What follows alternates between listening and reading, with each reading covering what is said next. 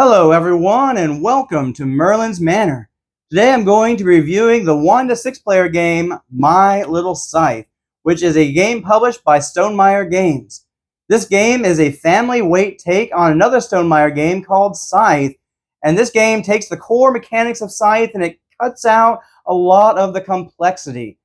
Now, is this game a fun family weight game for both kids and adults? Is it just for kids, or is it not a lot of fun for either? Watch on to find out. I'm going to begin with a very brief gameplay overview. In My Little Scythe, you're going to have 3 actions you can take on your turn. You can move your seekers 1 to 2 spaces. You can seek, which has you rolling dice to put out resources. You can make to trade resources in for either pies, cards, or upgraded actions.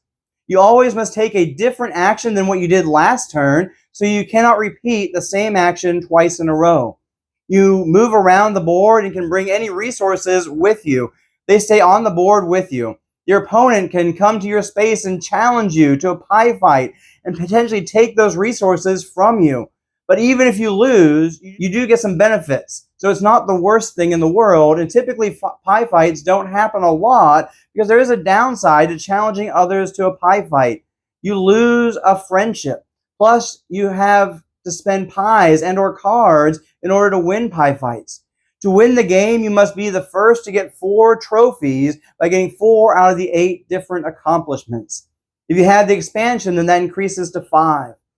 The objectives are as follows: reaching 8 on this friendship track here, getting 2 upgrades, which are these cards here, having 3 battle cards, or magic cards, completing 2 quests, delivering 4 of these diamonds to the castle, delivering 4 apples to the castle, winning a pie fight, or having 8 pies in your possession, which is shown by this track here. You can only ever qualify for a trophy for each objective once per game, and once you get the trophy, you have it even if you drop below the required threshold. You can also only claim 1 trophy in a given turn, even if you qualified for 2 trophies. So no one can quickly go from 1 or 2 trophies to having all 4 in a single turn. The exception here is if someone makes it to 4 trophies, then the rest of the players can score as many trophies in their final turn as they qualify for to try to tie the person who got there first. And then there are a couple tiebreakers. Highest on the friendship track is the first tiebreaker. If they're still tied, then most apples and diamonds in your spaces. And if you're still tied, you share the victory. Let's get into the game review now.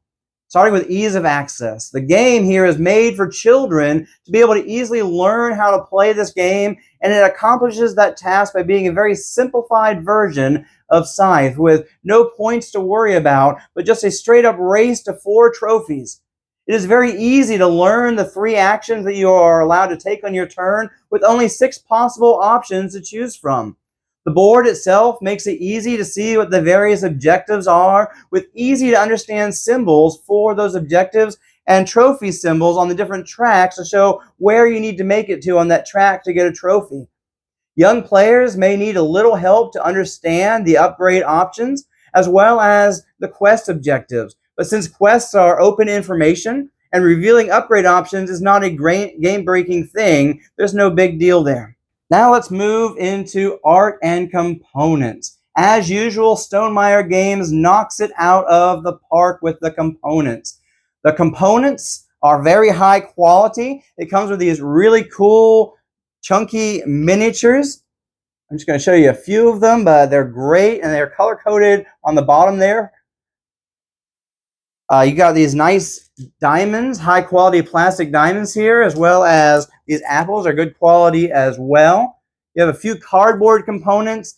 The cards are nice. They're not over-the-top quality that you typically get from other Stonemaier games, but they are good enough to serve the purpose here. You've got some nice dice here. The board itself is great, both from an artistic perspective as well as from the utilitarian perspective, as it makes various goals very clear and provides a nice shared play area. The art for the entire game gives off this cutesy, cartoony vibe that should appeal to young kids, which is very appropriate for a game that is aimed at families. Overall, art and components are a success for this game. Now let's talk about the gameplay itself. The gameplay is basic, but pretty fun for a family weight game, and the game plays fairly quickly. There is a limited amount of take that in the game, basically found in moving into an opponent's space, which triggers a pie fight. But even that is not a total loss, as you get rejuvenated, which gives you either a magic card or 2 pies. And you remove your pawn, meaning you get to take any of the 3 actions, including the one you just did.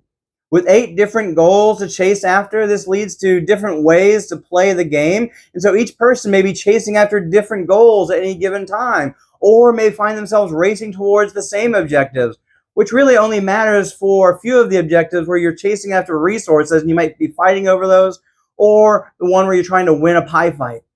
Now, resources are useful for a few different things: deliveries, making something, and completing quests. And so people are going to want to take the seek action and strategically place resources in order to benefit themselves. But there is a degree of chance because you're rolling dice to determine which regions the resources will be placed in. One interesting option when it comes to resource placement is that if you place it on your opponent's space, you actually gain a friendship. So the game encourages you to be a little friendly to your opponents if you're trying to increase on the friendship track, to either try and gain the trophy for that track, or to try and stay out of the lower area of the track, which would keep you from being able to gain trophies, or to win the tiebreaker at the end of the game. There are a couple downsides that I potentially see with this game. First, it is a race to the finish game, which I don't personally find the most satisfying, but kids' games do often include this win condition. And the way My Little Scythe does this is at the very least innovative and fun. The second downside is that there is a bit of a first player advantage in that earlier players may get an extra turn out of the game. If the first player triggers the end game, then all players get an equal amount of turns. However, if the second player ends the game, then the first player is going to get an extra turn to try and catch up there than everyone else, and can accomplish multiple trophies to potentially steal a victory. If the third player ends the game, then the first 2 players are going to get that extra turn, and so on. And so there is a little bit of an issue there, but you could choose to use this as a balancing feature for skill level, allowing the younger players to go first, and so potentially having that extra turn to catch up if needed. Overall, I find the game to be fun for a family weight game, and there is enough going on with the game for both children and adults to enjoy the game. It is not one that I would recommend specifically for adults, but if you are looking for a game to play with your children, then this is a great choice. It's one that you are going to enjoy playing with your kids. Now let's talk about replayability. There is a limited amount of replayability in the base game, as you are chasing after the same objectives every game and doing similar things in order to do that. There is some variable set up with a goal card that will make one of your trophies easier to achieve, and so will push you in that direction. The randomization of the dice does make you have to go different areas to get certain different resources. The board setup is also slightly different each game as far as where the resources come out. There are also different upgrades that you will be offered to choose from each game. And the different quests, which are a mystery until you reveal them, will require different things. So there is some variability in the base game, which will give a modest amount of replayability, but probably not a huge amount. The Pie in the Sky expansion does add a little bit more variability and a little bit more complexity to the game, which can revitalize things a bit and expand the replayability some.